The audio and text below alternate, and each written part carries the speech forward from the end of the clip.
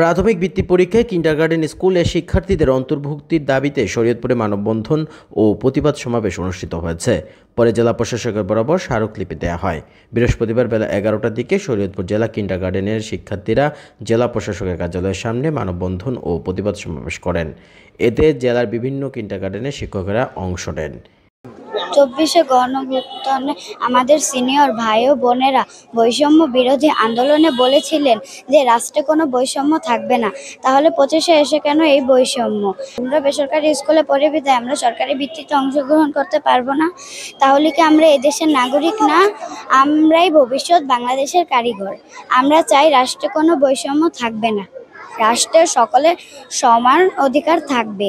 তাই পূর্বের সিদ্ধান্ত বাতিল করে যাতে আমরা সকলে নাগরিক হিসেবে সমানভাবে বৃত্তিতে অংশগ্রহণ করতে পারি সেই ব্যবস্থা গ্রহণ করা হোক। গত 15 জুলাই বাংলাদেশ প্রাথমিক শিক্ষা অধিদপ্তর একটা পরিপত্র জারি করেছে যে বাংলাদেশের বেসরকারি স্কুল এবং কিন্ডারগার্টেন যে বৃত্তি পরীক্ষা দিতে পারবে না, সরকারি স্কুল দিতে পারবে। আমরা আসলে আমাদের আজকে দাবি হচ্ছে আমরাও এই দেশের নাগরিক, আমাদের এই স্কুলগুলিতে যে বাচ্চারা পড়াশোনা করে তারাও এই দেশের নাগরিক।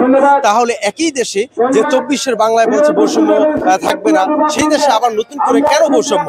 আমি মনে করি ব্যক্তিগতভাবে যারাই বৈষম্য সিদ্ধান্ত নিয়েছে তারা সরকারকে একটা বিভ্রান্তির মধ্যে ফেলানোর জন্য, এই সরকারকে দোষারোপ করার জন্য এই সিদ্ধান্ত নিয়েছে। এটা সরকারের ক্ষতি করার জন্য।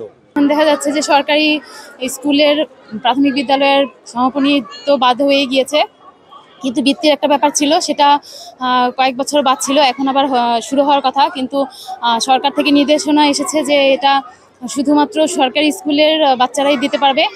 আমাদের কিন্ডারগার্টেন যারা বা বেসরকারি বাচ্চা যারা আছেন তারা এই বৃত্তি পরীক্ষা থেকে বঞ্চিত হচ্ছে। তো আমরা সেইটার প্রেক্ষিতেই আজকে সবাই একত্রিত হয়েছি, সমবেত হয়ে প্রধান উপদেষ্টার কাছে আমাদের এই আবেদন জানানোর জন্য আমরা সবাই একত্রিত হয়েছি। তো আমরা বলতে চাই যে আমাদের প্রধান উপদেষ্টা যেন এটা অবশ্যই মানবিক দিকটা বিবেচনা করেন, কারণ মেধা তো সবার মধ্যেই আছে, এটা বেসরকারি হোক বা সরকারি হোক। আমি চাই বাচ্চাদের মেধাটা বিকশিত হোক এবং তারা যেন ওই বৃত্তিটা দেওয়ার সুযোগ পায়। আমরা আজকে যৌক্তিক দাবি নিয়ে এসেছি, বাংলাদেশে বৈষম্যের কোনো ঠাঁই নাই।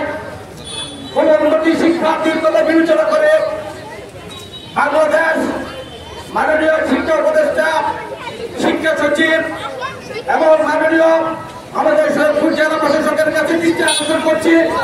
আজকে আমরা যে দাবি নিয়ে আপনাদের মাঝে উপস্থিত হয়েছি, আমাদের দাবির মধ্যে আপনাদের সুবিবেচনা থাকবে।